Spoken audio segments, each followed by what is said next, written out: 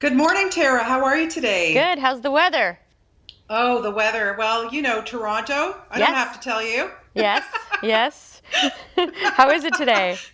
Okay, well, I have to tell you, my dear, it's Yeah. getting there. It's getting there. It's sunny. It's still a little chilly, Yeah. but we are finally in the home stretch. I just don't miss digging up my car in those snowy days and stuff. I don't miss that. Well, because your family's here, but I have to tell you, this has been just an extraordinarily bad winter. And Yeah. so I am extremely jealous of you living in California, my dear. Come on down, sister. Okay, I'm coming. I'm holding you to that. Listen, congratulations on everything, Tara. We're so proud of you here Thank in you. Toronto and Canada. Of course, we've been Yay. following you forever and ever since you were a little girl. Oh. But I have to say, listen, My Little Pony has become, like, to say that it's been a worldwide phenomenon is an understatement. And now that the show's kind of, it's coming to an end, it's got to be a little bittersweet for you.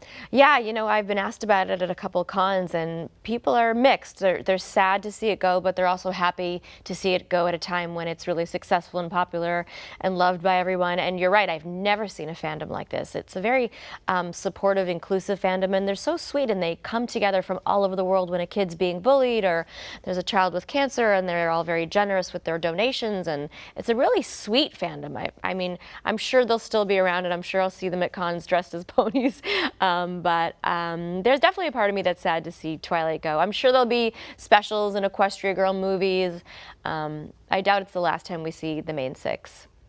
Yeah, okay. Well, that's good to know. I'm sure your fans are happy about that. But what has it been like for you? You were saying, you go to these cons and it's is it overwhelming? What's it like for you to participate in something like that? It can be overwhelming, but it's such a nice way to give back to the fans. I mean, you're really nothing without them, and to be able to meet them in person and give them hugs and hear them say things like, Twilight got me through a really hard time, and my parents' divorce or depression or whatever, and having this fandom meant the world to me, and I suddenly have friends, and it's okay to be a little bit strange, and it's okay to want to read books or, study science, and it's inspiring people all over the world. And I take that role very seriously, that I get to portray this character that's inspiring people. Yeah, do you think it's the connection is incredible? Just, I can't even imagine some of the personal stories or people that you've helped over the years. It's so nice. There was this one girl who, she was in Belgium, and she was actually bullied really badly for liking the show. And she was in a really bad place in a hospital. And I said, bring her to BronyCon because she won't feel so alone. And, the sister told me that she was really depressed and they wouldn't let her fly without her mom, and she won't go without me, and we don't have the money. And I put it on my Twitter, and we had there are 3 tickets paid for within a couple hours, and I flew her out to the convention, and I gave her a big hug, and she sat and signed autographs with me all weekend, and she told me I saved her life, and she's just the sweetest thing. And so it's really impactful to these kids. Oh, that's such a great story. It's Hmm. good. It's good to hear that. I like Yeah. hearing stories like that are helping people out there. So good for you. Hmm. Over the years, you've had so many great guest stars too on the show. Yeah. I mean, just like Patton Oswalt, Weird Al, William Shatner. Yeah. Come on, fellow Canadian, amazing, amazing. Yeah. Now, do you ever get to work with them? Because we know traditionally voiceover is done alone in a booth, but do you ever get to work with any of So these actually, people? series work is done together, so the actors can play off each other. But unfortunately, Pony tapes in Vancouver, so we don't have that privilege. And I typically tape alone because I have, 80 lines an episode and 7 episodes to catch up on. So I have worked with them, but not on this show. But I know that they love it, and I've spoken to them about it. And Patton's daughter is such a big fan of the show, so he was over the moon. He knows way more about the show than I do. He was over the moon to join the cast, and they're both in this final Yeah. season. That's fantastic. Hmm. Okay, so listen, you got your start here. You were such a young girl, Hmm. this many moons ago, Yeah. in Toronto. How did you kind of make that leap? How did you get started?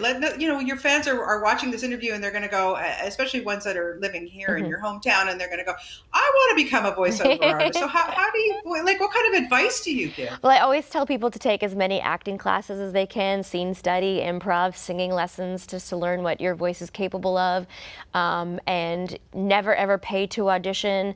If you can get, being in Toronto is a great place to get classes in front of a microphone.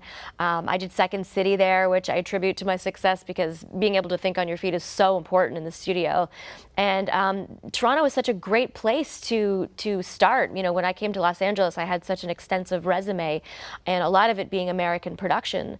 And it's collaborative and friendly, and a really, really great place to get your start. And I'm still friendly with most of the people that I worked with. One of my best friends is Cree Summer, and she was on Hello Kitty with me when I was 13.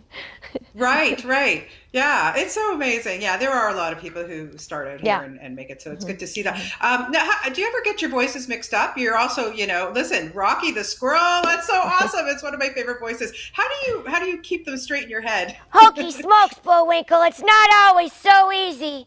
But when I Thank you. I love that. Thank you. You're welcome. when I create a character, they sort of live up in my brain and come down when it's their turn. So I don't confuse them unless I'm doing a show where, like on Ben 10, I play primarily Ben, and then every so often there'll be like a little incidental. And so if I'm going really fast through it, sometimes I'll be like, oh wait, that's not Ben.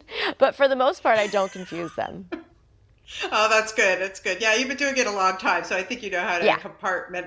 Yes, Yeah. definitely. Now, I have to ask you. I mean, listen, all the shows, all the cartoons, all the things that you're doing, like years from now, kids are going to grow up and go, "Oh my God, that was my favorite cartoon." What was some that you remember growing up as a kid that you really enjoyed watching? I used to love the Flintstones.